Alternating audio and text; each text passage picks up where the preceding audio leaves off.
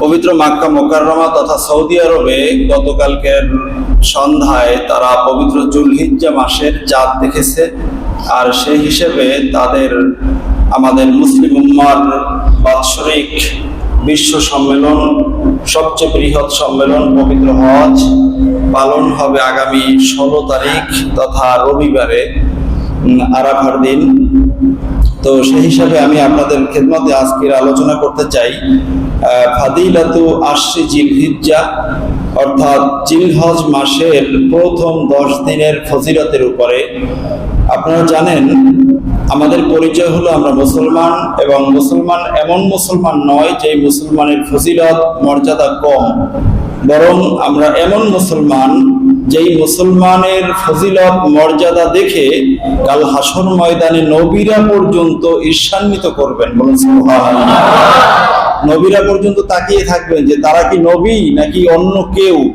নবী হলে তো আমরা চিনতাম, তারা তো নবী না, কিন্তু তাদের এত বড় মর্যাদা কেন? এই মর্যাদা বৃদ্ধি করার লক্ষ্যে আল্লাহ সুবহানাহু ওয়া তাআলার পক্ষ থেকে আল্লাহর হাবিব সাল্লাল্লাহু আলাইহি ওয়াসাল্লামের মাধ্যমে রাসূলুল্লাহ সাল্লাল্লাহু আলাইহি ওয়াসাল্লামের ওসিলায় আমরা মুসলিম উম্মাহ তথা উম্মতে মুহাম্মাদিকে আল্লাহ সুবহানাহু ওয়া তাআলা অনেকগুলো অফার দিয়েছেন, অনেকগুলো ফজিলত দিয়েছেন, অনেকগুলো মর্যাদা দিয়েছেন। যেই মর্যাদাগুলো, যেই ফজিলতগুলো যদি কোনো মুসলিম উম্মাহ যথাযথ ভাবে মূল্যায়ন করে আমল করে, কাল হাসর ময়দানে নবীরা পর্যন্ত তাদের দিকে তাকিয়ে থাকবে। বলুন সুবহানাল্লাহ। এমনই একটি ফজিলতপূর্ণ দিবস, এমনই একটি ফজিলতপূর্ণ মৌসুম, এমনই একটি ফজিলতপূর্ণ সময় আমাদের খুব একেবারে নিকটে চলে এসেছে, এবং সেটি হলো পবিত্র যুলহিজ্জা মাসের প্রথম 10 দিন। বলুন সুবহানাল্লাহ। পবিত্র যুলহিজ্জা মাসের প্রথম 10 দিন, অর্থাৎ হজের মাসের প্রথম 10 দিন, এর ফজিলত কোরআন, হাদিস এবং বিভিন্ন তাফসির মাঝে অনেক আলোচনা করা হয়েছে। এমনকি অনেক মুহাদ্দিসিন কিরামগণ তাদের বিভিন্ন কিতাবের মাঝে ব্যাপক চ্যাপ্টার নিয়ে আলোচনা করেছেন। তো যাই হোক, আমরা আজকের এই সংক্ষিপ্ত সময়ের মাঝে আমরা কিছু আলোচনা শুনব, যে আলোচনাগুলো আমাদের এই 10 দিনকে মূল্যায়ন করার ক্ষেত্রে যাতে একটা পাওয়ার, একটা ক্ষমতা, একটা আগ্রহ, উদ্দীপনা আমাদের মাঝে আসে, আল্লাহ সুবহানাহু ওয়া তাআলা যেন আমাদেরকে সেভাবে রহমত নাজিল করেন। বলুন আমিন। মুআজ্জাজ হাজিরিন, পবিত্র যুলহিজ্জা মাসের প্রথম 10 দিনের আলোচনা যে শুধুমাত্র হাদিস শরীফে আছে তা নয়, বরং পবিত্র কোরআনুল কারীমও আল্লাহ সুবহানাহু ওয়া তাআলা জিলহজ মাসের প্রথম 10 দিনের আলোচনা করেছেন। যেমন সূরাতুল ফাজর এর প্রথম এবং দ্বিতীয় আয়াতে আল্লাহ সুবহানাহু ওয়া তাআলা বলেছেন ওয়াল ফাজর ওয়া লায়ালিন আশর। স্পষ্ট করে আল্লাহ সুবহানাহু ওয়া তাআলা বলেছেন লায়ালিন আশর, মানে হলো 10 রজনীর কসম। বলুন সুবহানাল্লাহ। কয় রজনী বলেন? 10টা রাতের কসম। মুফাসসিরিন কিরামগণ বলেছেন এই যে 10টা রাতের কসম আল্লাহ তাআলা করেছেন, আল্লাহ সুবহানাহু ওয়া তাআলা সহজে কসম করেন না। কসম করেন তখনই যখন বান্দাদেরকে কোনো একটা ব্যাপারে খুব গুরুত্বপূর্ণভাবে বোঝাতে হয় বা জানাতে হয়, তখনই আল্লাহ সুবহানাহু ওয়া তাআলা কসম করে কোনো একটা বিষয়কে উপস্থাপন করেন। আল্লাহ সুবহানাহু ওয়া তাআলা এই জিলহজ মাসের প্রথম 10 দিনের এত বেশি ফজিলত, এটা বুঝাতে গিয়ে আল্লাহ সুবহানাহু ওয়া তাআলা নিজেই কসম করেছেন যে বান্দারা আমার, আমি আল্লাহ সর্বময় ক্ষমতার অধিকারী হয়ে আমি তোমাদেরকে 10টি রাতের কসম করছি, যেই 10টি রাত হলো আমার সৃষ্টির মাঝে, গোটা বছরের মাঝে শ্রেষ্ঠতম রাত। বলুন সুবহানাল্লাহ। কেমন শ্রেষ্ঠতম আমরা ইনশাআল্লাহ হাদিস শরীফের মাধ্যমে আমরা জানবো।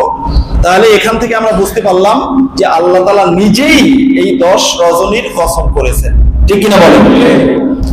এরপরে সূরাতুল বাকারা 203 নম্বর আয়াতে আল্লাহ সুবহানাহু ওয়া তাআলা বলেছেন ওয়াযকুরুল্লাহা ফি আইয়ামিম মা'দুদাত। আল্লাহ তাআলা গোটা পৃথিবীর মানুষকে ডাক দিয়ে বলেছেন যে তোমরা নির্ধারিত কিছু দিনে আমি আল্লাহর স্মরণ করো। বলুন সুবহানাল্লাহ। নির্ধারিত কিছু দিনে তোমরা আমি আল্লাহর কি করো? স্মরণ করো। তার মানে হলো বছরে 4, 5, 10 রাত ইবাদত বন্দেগী করলেই হবে, বাকি আর কোনোদিন ইবাদত বন্দেগী করা লাগবে না, ঠিক কিনা বলেন? তাহলে কেমনে আল্লাহ সুবহানাহু ওয়া তাআলা কেন বলছেন এটা?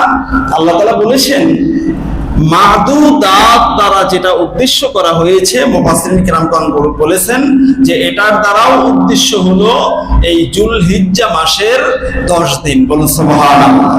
তার মানে হলো তোমরা অন্যান্য সময় ইবাদত তো করবেই, এই সময়টা যেহেতু বেশি ফজিলতপূর্ণ, এই সময়ে তোমরা বেশি বেশি ইবাদত করো। বলুন সুবহানাল্লাহ। তাহলে আমাদেরকে এই সময় ইবাদত করার দরকার আছে কি নাই? আছে। কিন্তু ইবাদত করবে কি? এই সময়টা তো ব্যবসারও সিজন।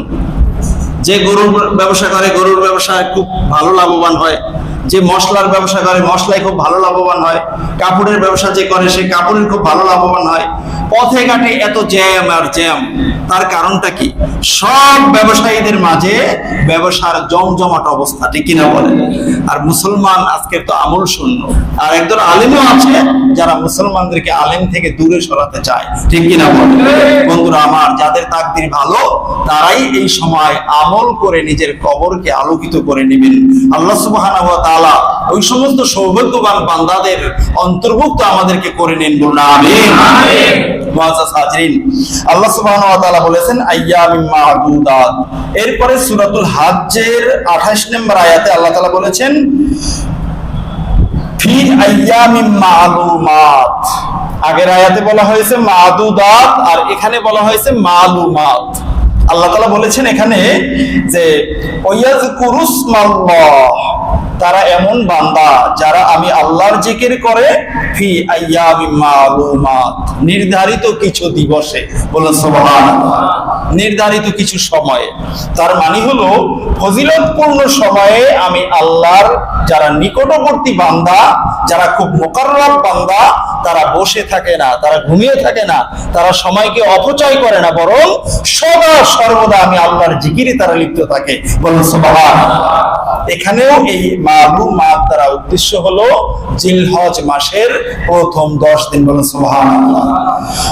আমরা কোরআনুল কারীমের 3 সূরার 3 আয়াতে কারিমার মাধ্যমে আমরা জানলাম যে আল্লাহ সুবহানাহু ওয়া তাআলা জিলহজ মাসের 10 দিনের কথা নিজেই উল্লেখ করেছেন, ঠিক কিনা বলেন? এরপর যে আসেন হাদিস শরীফে, সুনান তিরমিজি 758 নম্বর হাদিস, হযরত আবু হুরায়রা রাদিয়াল্লাহু তাআলা আনহু থেকে বর্ণিত, তিনি বলেন ক্বালা আনিন নবী সাল্লাল্লাহু আলাইহি ওয়াসাল্লাম ক্বালা মা মিন আইয়ামিন আহাব্বু ইলাল্লাহি তাআলা আইয়ুতাআব্বাদা লাহু ফিহা মিন আশরি যিলহিজ্জা। রাসূলুল্লাহ সাল্লাল্লাহু আলাইহি ওয়াসাল্লাম বলেছেন যে আমার রব, আমার আল্লাহর কাছে সবচেয়ে বেশি প্রিয় ইবাদত হলো জিলহজ মাসের প্রথম 10 দিনের ইবাদত। বলুন সুবহানাল্লাহ। কে বলছেন? রাসূলুল্লাহ সাল্লাল্লাহু আলাইহি ওয়াসাল্লাম। মা মিন আইয়ামিন আহাব্বু ইলাল্লাহ, আমার আল্লাহর কাছে এর চেয়ে প্রিয় আর কিচ্ছু নাই, সবচেয়ে বেশি প্রিয় আইয়ুতাআব্বাদা লাহু ফিহা মিন আশরি যিলহিজ্জা, যে আল্লাহর জন্য বান্দা ইবাদত করবে যুলহিজ্জা মাসের 10 দিন। বলুন সুবহানাল্লাহ। কয় দিন বলেন? 10 দিন। এটা আল্লাহ তাআলার কাছে অনেক প্রিয়, সবচেয়ে প্রিয়, এর চেয়ে প্রিয় আর কিছু নাই। বলুন না সুবহানাল্লাহ। এখন কি হবে দেখেন কেমন ফজিলত এটা। রাসূলুল্লাহ সাল্লাল্লাহু আলাইহি ওয়াসাল্লাম বলেছেন ইয়াদিলু সিয়ামু কুল্লি ইয়াউমিন মিনহা বিসিয়ামি সানাতিন। সুবহানাল্লাহ বলেন।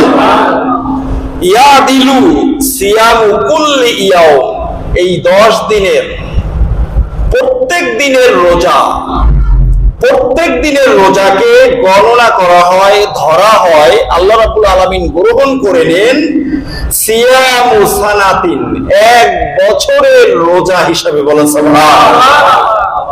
একটা রোজা রাখবেন, আপনার আমলনামায় 1 বছর রোজা রাখার সওয়াব আল্লাহ তাআলা দান করবেন। বলেন সুবহানাল্লাহ। তাহলে এই দিনের ফজিলত আছে কি নাই? আছে। কয় দিন? 10 দিন বলতে রোজার ভিতরে 10 দিন না, রোজার ভিতরে হলো 9 দিন। রোজার ভিতরে কয় দিন? 9 দিন। কারণ 10ম দিনই তো হলো ঈদের দিন, এই দিনে তো রোজা রাখা হারাম। হারাম করেছেন কি? আল্লাহ সুবহানাহু ওয়া তাআলা। রমজানের পরে আমি আপনাদেরকে বলেছিলাম যে আল্লাহ সুবহানাহু ওয়া তাআলা আমাদের এক মাসের রোজার সওয়াব 10 গুণ বৃদ্ধি করে আমাদেরকে 300 দিনের রোজার সওয়াব আমাদের আমলনামায় দিয়েছেন। এরপরে বাকি থাকে 65 দিন। এই 65 দিনের 60 দিন গেল হলো শাওয়াল মাসের 6টি রোজা যারা রাখবে, 6 গুণ 10 হলো 60। এই 60 দিনের সওয়াব ওখানে দিয়ে দেন। আর বছরে বাকি থাকে হলো 5 দিন। এই 5 দিন আল্লাহ সুবহানাহু ওয়া তাআলা বলেছেন আমি খুশি হয়ে তোমাদেরকে এই 5 দিন রোজা রাখা হারাম করে দিলাম। তোমরা রোজা রাখবে না ঠিক, কিন্তু তারপরেও আমি আল্লাহ তোমাদের আমলনামায় রোজার সওয়াব দিয়ে দেব। বলুন সুবহানাল্লাহ। তার কারণ আমার আল্লাহ নিষেধ করছেন দেখে আমরা রাখি না। অন্যথায় দুনিয়াতে এমন মানুষ আছে যারা ওই 5 দিনেও রোজা রাখতেন, ঠিক কিনা বলেন? ভাইয়েরা আমার, দেখেন রাসূলুল্লাহ সাল্লাল্লাহু আলাইহি ওয়াসাল্লাম বলেছেন ইয়াদিলু সিয়ামু কুল্লি ইয়াউমিন মিনহা বিসিয়ামি সানাতিন। এই 10 দিনের, এই 9 দিনের প্রত্যেকটা রোজার সমান সওয়াব হলো 1 বছরের সমান সওয়াব। বলুন সুবহানাল্লাহ। তাহলে আমরা এই 9 দিনের যে কয়দিন পারি রোজা রাখতে পারবো না ইনশাআল্লাহ? অবশ্যই এখন অনেক গরম, রোজা রাখতে অনেক কষ্ট।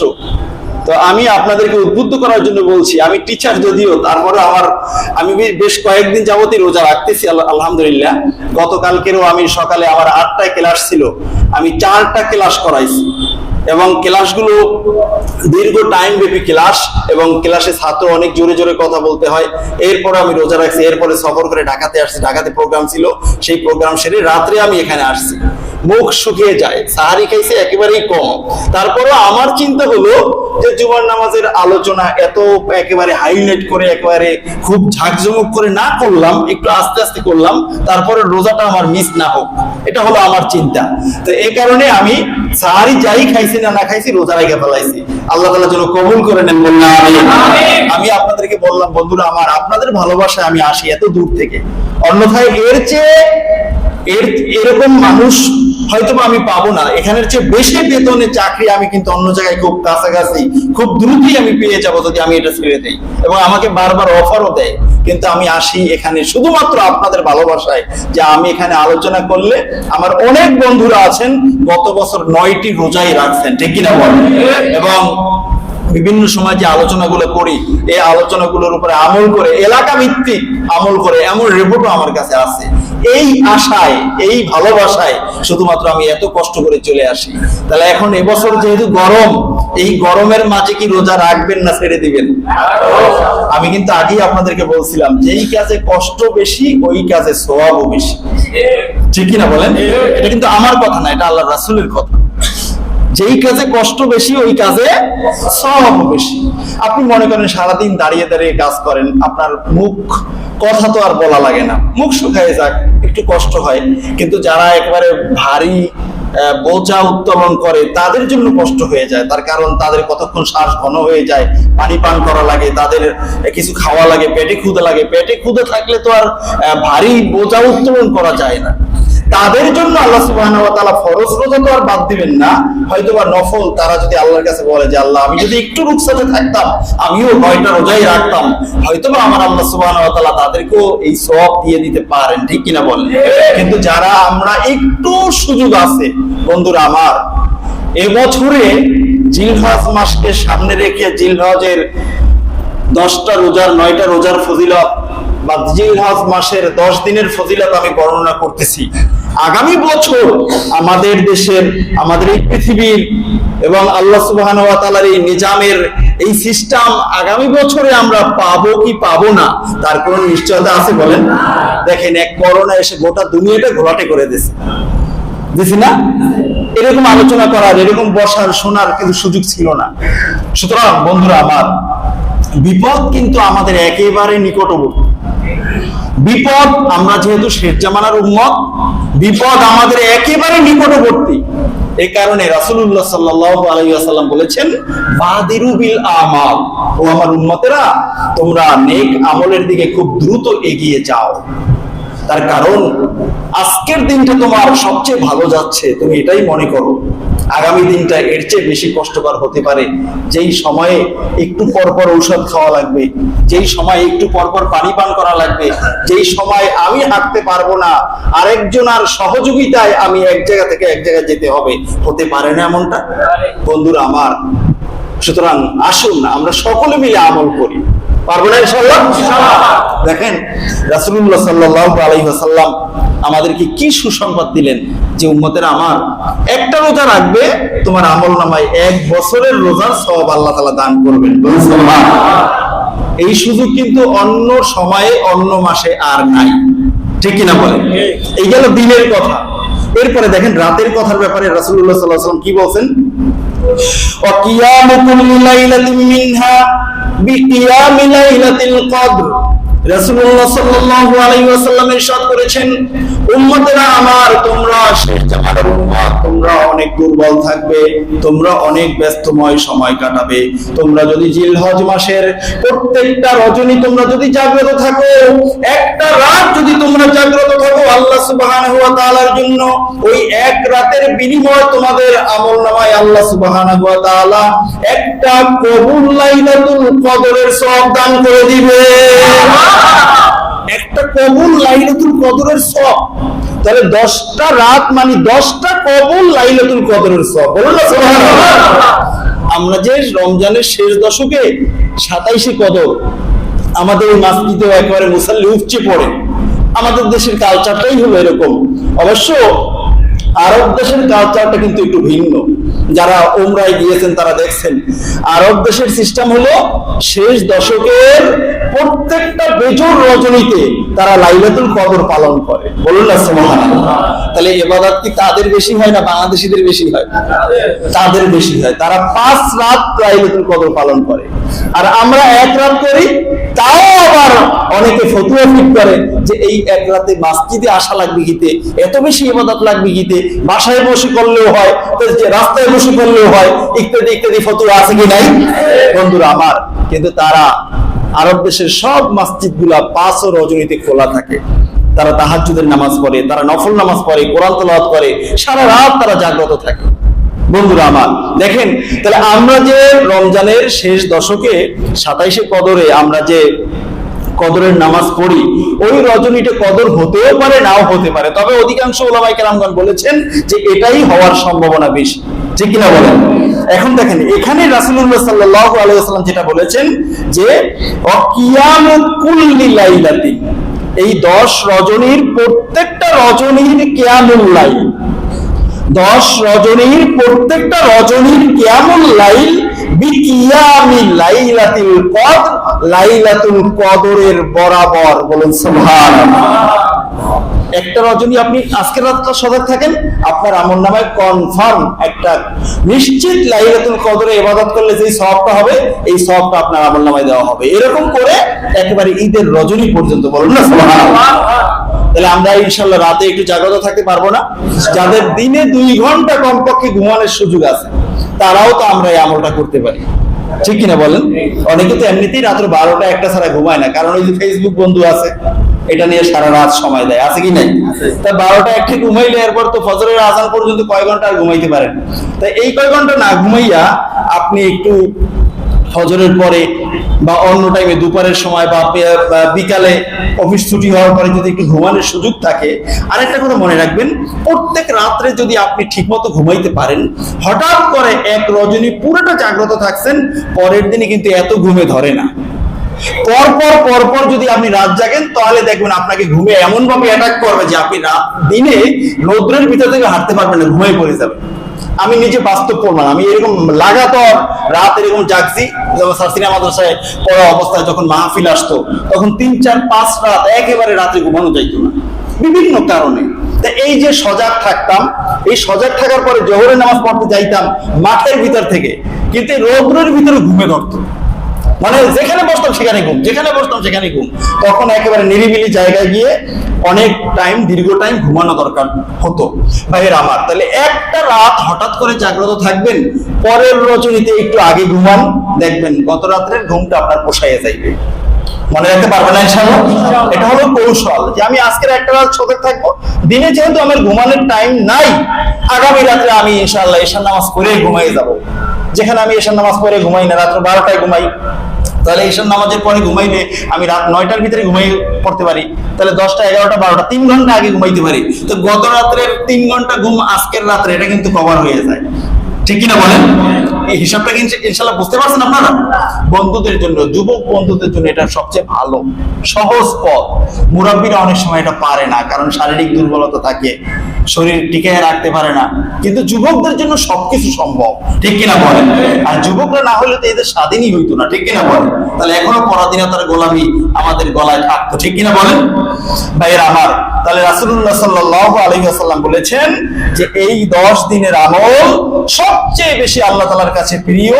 প্রত্যেকটা রজনী হলো কদরের রজনী সমান বরাবর, আর প্রত্যেকটা দিনের রোজা হলো 1 বছরের সমান রোজার সওয়াব। মনে রাখতে পারবেন না ইনশাআল্লাহ?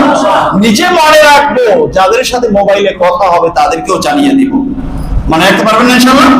সুনান তিরমিজি 758 নম্বর হাদিস, আবু হুরায়রা রাদিয়াল্লাহু তাআলা আনহুর বর্ণনা। রাসূলুল্লাহ সাল্লাল্লাহু আলাইহি ওয়াসাল্লাম ইরশাদ করছেন যে যেই আমার উম্মত এই আমলটা করবে, ওই উম্মতটা আল্লাহ তাআলার কাছেও অনেক প্রিয় হয়ে যাবে। বলো সুবহানাল্লাহ। তার কারণ আল্লাহ তাআলার প্রিয় আমল সবচেয়ে বেশি এটা। পুরো বছরের ভিতরে সবচেয়ে প্রিয় আমল আমার আল্লাহর কাছে এটা, আর এই প্রিয় আমলটা যারা করবেন তারাও আমার আল্লাহর কাছে প্রিয় হয়ে যাবেন, ঠিক কিনা বলেন?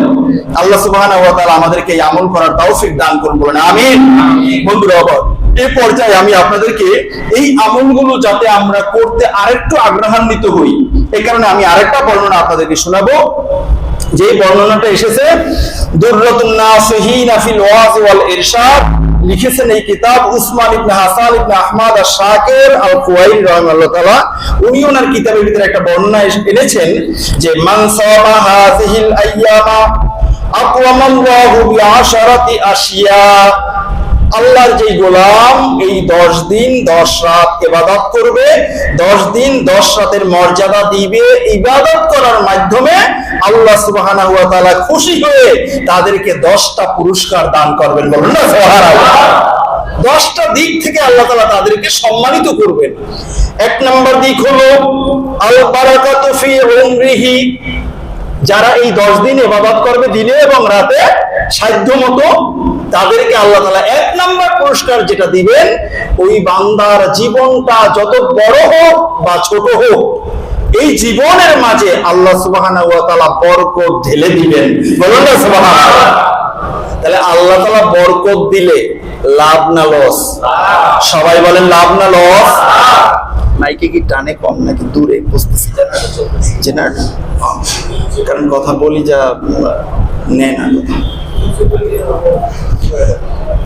তো এখন আল্লাহ সুবহানাহু ওয়া তাআলা যদি বরকত দেন, আমি যদি আগামী কালকে মারা যাই, আমার এই 1 রাতের জীবনে যদি আল্লাহ বরকত দেন, এই রাতে আল্লাহ সুবহানাহু ওয়া তাআলা আমাকে অনেক কিছু করাইয়ে দিতে পারেন, ঠিক কি না বলেন?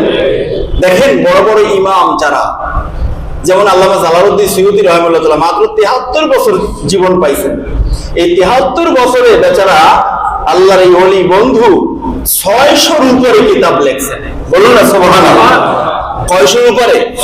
600-র উপরে। এবং 3 লক্ষর মতো হাদিস তার মুখস্থ। এত পড়ালেখা করছেন কখন? আল্লাহ সুবহানাহু ওয়া তাআলা কুদরতি ভাবে বরকতটা একেবারে ঢেলে দিয়েছেন।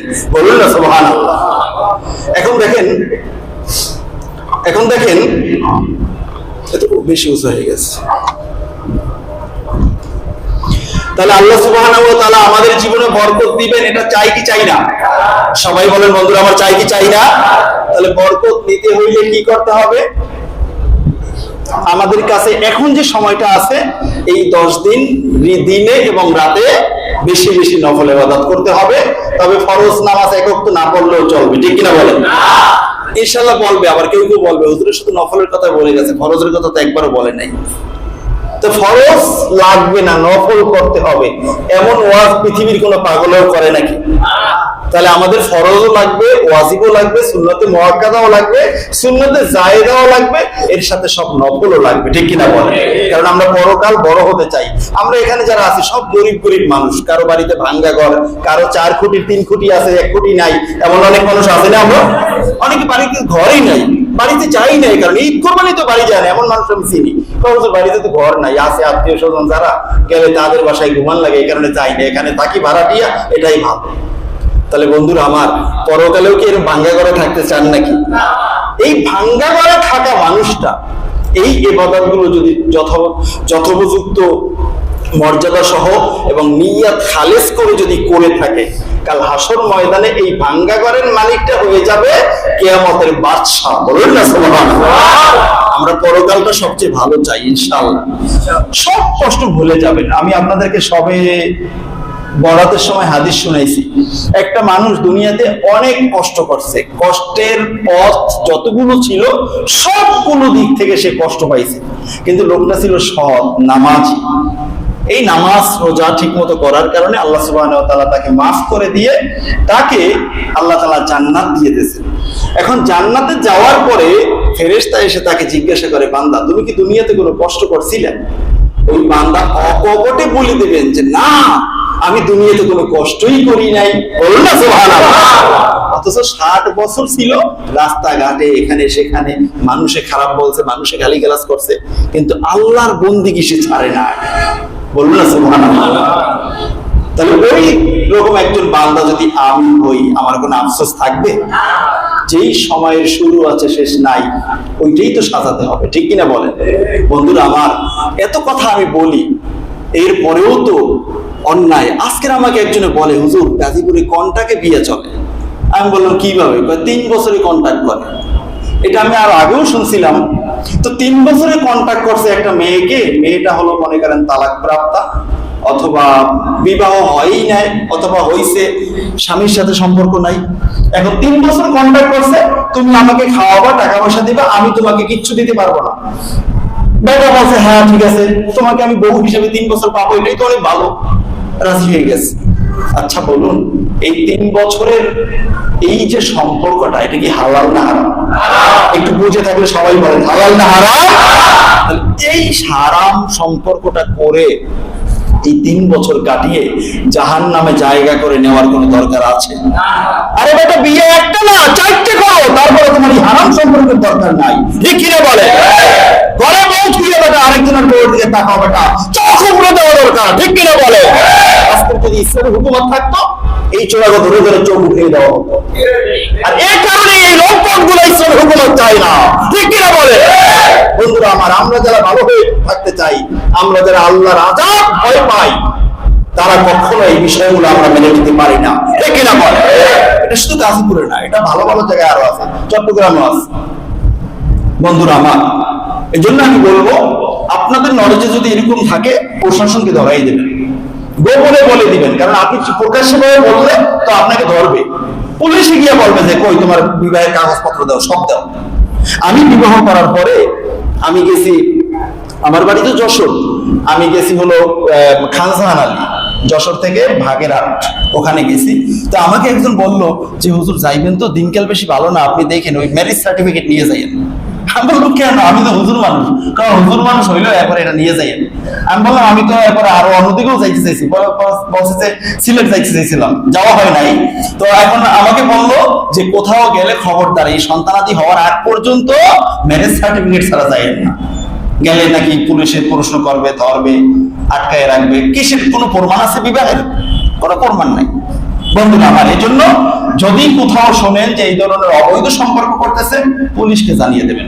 পুলিশ ভাইয়েরা গিয়ে সব নারী নক্ষত্র খুঁজে বাইর করবে। আল্লাহ সুবহানাহু ওয়া তাআলা এই আযাব, এই গজব থেকে আমার সোনার বাংলাদেশকে হেফাজত করবে না, হেফাজত করবে কেন? যেটা টাকা দিয়ে বিক্রি হয়, যেটা প্রকাশ্যভাবে লাইসেন্স দেওয়া হয়, এটা আবার কি বলা হয়, এটা আবার নিষেধ করবে কেন? এটা থেকে বিরত থাকবে কেমনে যুবক? এই দেশে মদ পাওয়া যায়, নেশা পাওয়া যায়, এই দেশে নারী পাওয়া যায়, ফ্রি পাওয়া যায়, ফ্রি পাওয়া যায়। তাহলে এই দেশের যুবকরা কেমনে ভালো হবে? এই জন্য বন্ধুরা আমার, চোখ দিয়েছেন আল্লাহ, আপনার মতো আমার মতো এক যুবককে চোখ দেন নাই, এমন আবার আছে না? সুতরাং এই চোখটা অর্ধনমিত রাখেন, নিচে রাখেন, যে না আমি ওদেরকে দেখবো না। কর্মক্ষেত্রে ঠিকই আমার বাম পাশে একজন আছে, আমি তার দিকে তাকাবো না। যতবার আপনার চোখকে আপনি তার থেকে ঘুরাই আনবেন, ততবার আপনার আমলনামায় জিহাদের সওয়াব লেখা হবে। বলুন না বন্ধুরা আমার, যুবক বন্ধুরা আমার, কলিজা আমার, বিনীতভাবে আমি অনুরোধ করি, হারাম পথে যাইও না, হারাম পথে যাইও না। হারামে কোনো আরাম নাই, বরং হারামের আরাম একমাত্র জাহান্নামের আগুন দিয়া কিয়ামতের ময়দানে দাফা করা হবে। বলুন নাউজুবিল্লাহ।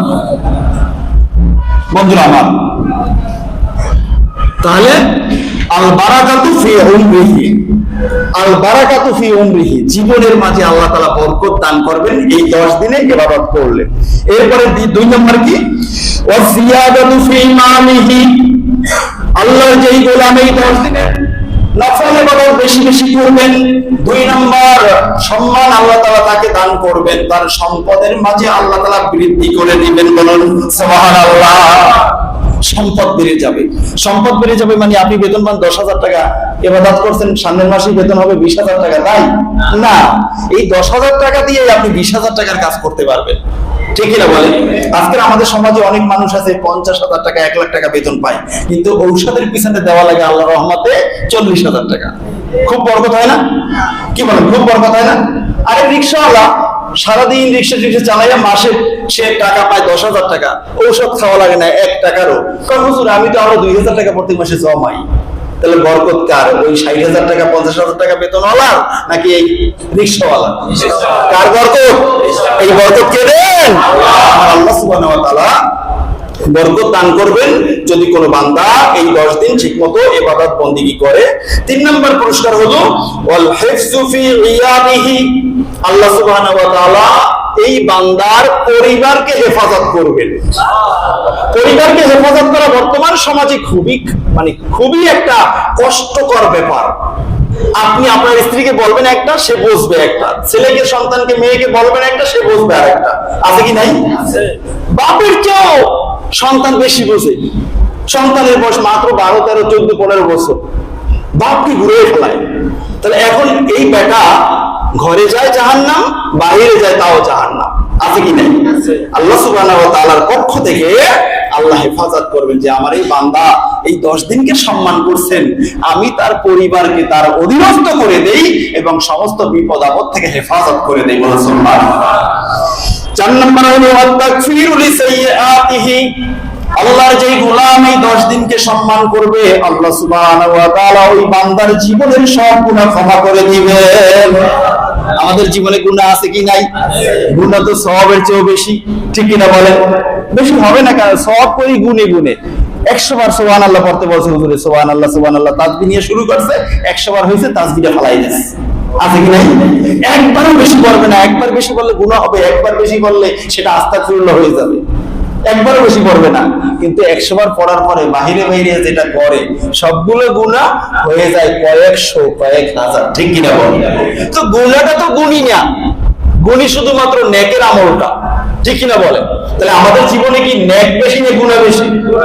গুনাহ বেশি। এই গুনাহ বেশি, এটাকে কম করার জন্য আল্লাহ তাআলা আমাদের সামনে এই অফারগুলো এনে দিয়েছেন। বলুন না সুবহানাল্লাহ। গুনাহ করলাম 1 বছর, 1 বছরের মাঝে একটা রাত হলো শবে কদরের রাত, আর ওই একটা রাত যদি শবে কদরের রাতে আপনি ইবাদত বন্দেগী করতে পারি, আল্লাহর রাসূল সাল্লাল্লাহু আলাইহি ওয়াসাল্লাম জানিয়েছেন, আমার আল্লাহ বলেছেন লাইলাতুল কদরি খায়রুম মিন আলফি শাহর, এক রাত ইবাদত করলে 83 বছরের চেয়েও বেশি সওয়াব আল্লাহ তাআলা দান করে দিবেন। 83 বছর, অথচ আমার বয়সই হয়েছে 25 বছর 30 বছর, এক রাতের ইবাদত করে আমি পেয়ে গেলাম 83 বছরের ইবাদত। বলুন না সুবহানাল্লাহ। তাহলে আমার এরকম যদি পাইয়া যায় তাহলে কি লাভ আছে না লস আছে? নেকি বেশি হবে না বদ বেশি হবে? তখন নেকি বেশি হয়ে যাবে, ঠিক কি না বলেন? বলে যে ভাই তোমার তো বেতন হলো 10,000 টাকা, তো তুমি বাসা ভাড়া দাও নাকি 12,000 টাকা, বাকিটা পাও কই? হুজুর মাঝে মধ্যে থোক বরাদ্দ পাইয়া যায়। কেমনে থোক বরাদ্দ? ওই যে বিভিন্ন মালটাল বিক্রি করে, এখন আমি যদি এটাকে দেখেও না দেখার ভান করি, ওখান থেকে আমার 5,000 টাকা দিয়ে দেয়। তাহলে পাইয়ে গেল না?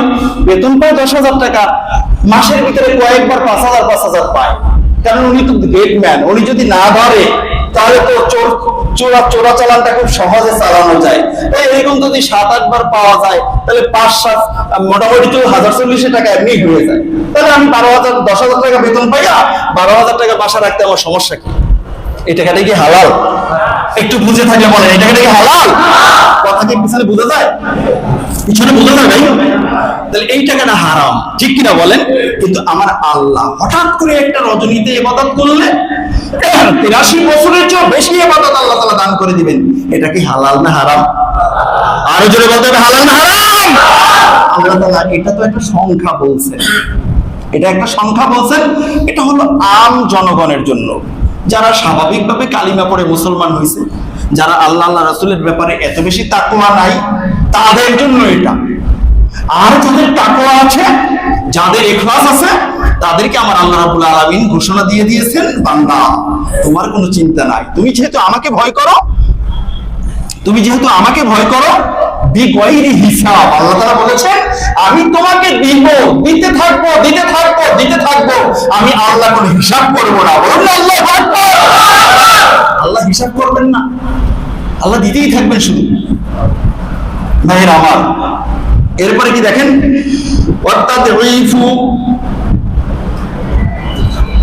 অত্তাদঈফু লিহাসানাতিহি, ৫ম নম্বর যে পুরস্কারটা আল্লাহ তাআলা দিবেন সেটা হলো তার নেক আমলগুলোকে আল্লাহ তাআলা বাড়াইয়া দেবেন। বলুন না সুবহানাল্লাহ।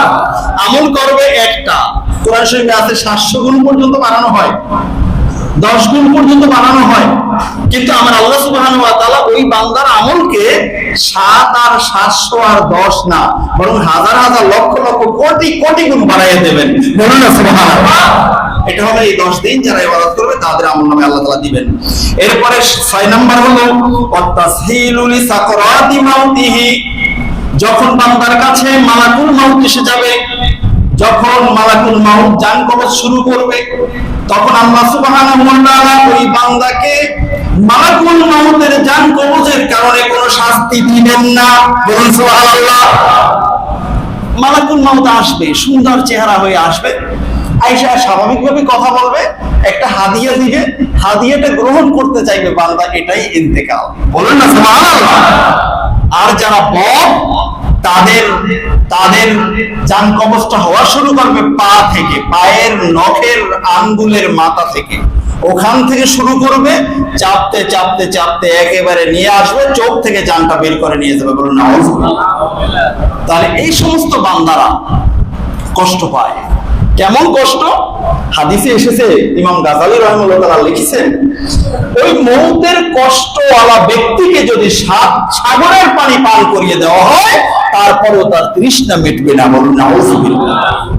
তাহলে আল্লাহ বলছেন আল্লাহর হাবিবের মাধ্যমে যে তোমরা যদি এই সময় ইবাদত করো, তোমাদের মউতের কষ্টটা আমি কমিয়ে দেব। বলুন না সুবহানাল্লাহ। সহজ করে দেব, সহজ করে দেওয়া মানে মউতে কষ্টই হবে না। বলুন সুবহানাল্লাহ। 7 নাম্বার হলো